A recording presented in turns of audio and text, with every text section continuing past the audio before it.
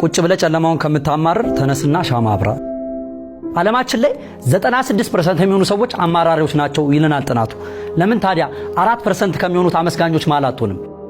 ሁለት ህፃናቶች ተፈጠሩ፣ ተጠባብቀው ነው የተፈጠሩት። መለያየት አይችሉም። አንደኛው አመስጋኝ፣ አንደኛው አማራሪ ነው። አመስጋኙ ልጅ እንደዚህ ይላል፣ አምላክ ሆይ ከዚህ የባሰ ነገር ስላላመጣብን አመሰግናለሁ ይሏል።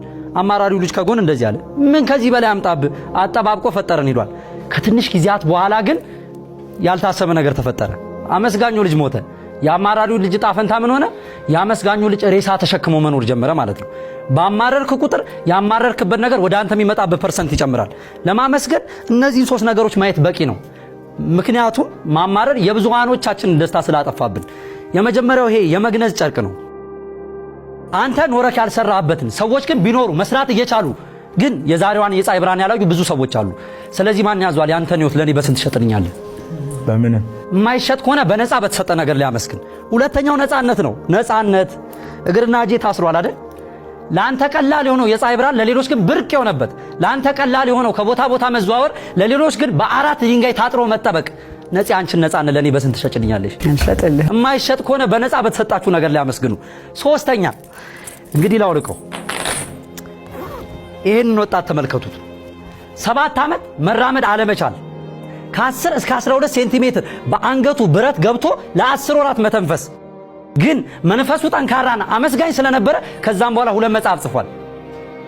ተመልከቱ እንግዲህ እናንተም ይሄን ቪዲዮ የምታዩ ሰዎች አይናችሁ ያያል። ይሄን ቪዲዮ የምትሰሙ ሰዎች ጆሮአችሁ ይሰማል። ይሄንን ቪዲዮ የከፈቱ እጆቻችሁ ይሰራል። ታዲያ ለዚህስ ነገር መቼውን የምናመሰግነው? ክብር ለዳግማዊ አሰፋ። አመሰግናለሁ። ሄራንና ሶሊያና ሰማችሁት? ሲሳይን ምን ተማራችሁበት? ታስዬ ታክሬ ነበር ነው የሰሙት አይደለ? ኦኬ። አንቺስ? እኔ ደግሞ ስለመስገን ነበር። ኦኬ። አመስጋኝ ናችሁ እናንተ? ስለምን ታመሰግናላችሁ? ሌላስ? ውበት ለሰጠን እግዚአብሔር። ዋው! ሊሳሳል ነገር የለውም፣ ምንም የለውም። በደንብ አነቃቅተን አስደንቆናል። በጣም ቆንጆ ነው።